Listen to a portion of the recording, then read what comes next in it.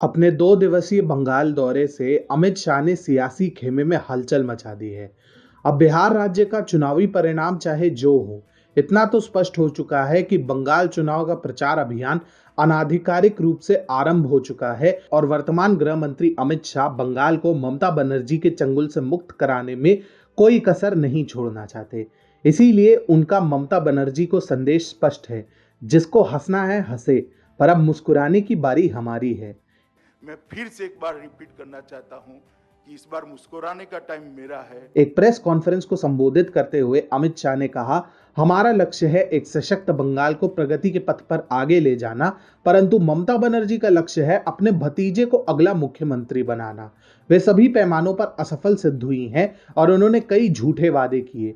जब जय श्री राम और भारत माता की जय के नारे लगे तो ममता क्रोधित हुई, लेकिन अमित शाह वहीं पर नहीं रुके।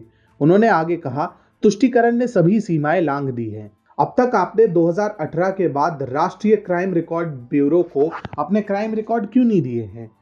क्या छुपा रही हैं आप? इसके पश्चात जब पूछा गया कि इस विधानसभा चुनाव में भाजपा की क्या संभावना है, तो अमित शाह ने कहा, जब प्रेस क्लब के हॉल के अंदर मैंने 22 सीटें कही थी, आपके चेहरे की मैंने मुस्कान देखी थी। इस बार आप नहीं हंसते हो, इतना अच्छा है, क्योंकि 18 सीटें हम जीत चुके हैं। मैं फिर से एक बार रिपीट करना चाहता हूं कि इस बार मुस्कुराने का टाइम मेरा है। 200 से ज्यादा सीटें जीतकर भारतीय जनता पार्टी यहां सरकार बनाने जा रही है और यहां पर तृणमूल का शासन समाप्त होने जा रहा है। जब अमित शाह ये दावा करे कि वे किसी राज्य में इतनी सीटें जीतने वाले हैं, तो वे निसंदेह उसे पूरा करके ही दिखाते हैं या फिर उम्मीदों से बेहतर प्रदर्शन करके दिखाते हैं।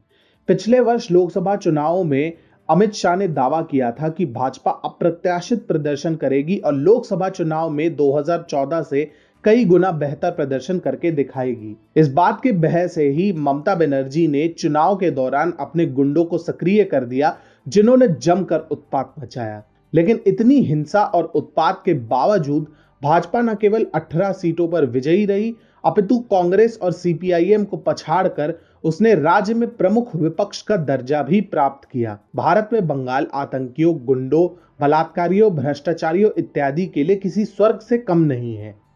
जो भी ममता की नीतियों का विरोध करता है, उसे बुरी तरह मौत के घाट उतारा जाता है, जैसा कि पिछले 3 वर्षों में अनेक भाजपा नेताओं और कार्यकर्ताओं के साथ किया गया है। लेकिन अमित शाह भी हार मानने को तैयार नहीं है। उन्होंने ठान लिया है कि जैसे यूपी और त्रिपुरा जैसे राज्यों को ऐसे पार्टियों के चंगुल से मुक्त कराया था, वैसे ही बंगाल को भी वह तृणमूल कांग्रेस के प्रकोप से मुक्त कर देंगे। इतना ही नहीं, अमित शाह इसके लिए हर संभव तैयारी भी कर रहे हैं। चुनाव प्रचार में अपने बात अधिक से अधिक लोगों तक पहुंचाने के लिए उन्होंने बांग्ला भाषा भी सीखनी शुरू कर दी है, ताकि ममता के खोखले दावों को उन्हीं की भाषा में जवाब दिया जाए। अमित शाह यह भली भांति जानते हैं कि ममता बनर्जी किस हद तक अपने स्वार्थ की पूर्ति के लिए गिर सकती है। इसलिए उन्होंने संकेत भी दिए हैं कि यदि ममता बनर्जी ने उचित माहौल नहीं बनाया, तो वह चुनाव को सुचारू रूप से कराने हेतु राष्ट्रपति शासन भी लगवा सकते हैं। सच कहें तो अपने वर्तमान बयान से अमित शाह ने बंगाल चुनाव का शंखनाद कर दिया है।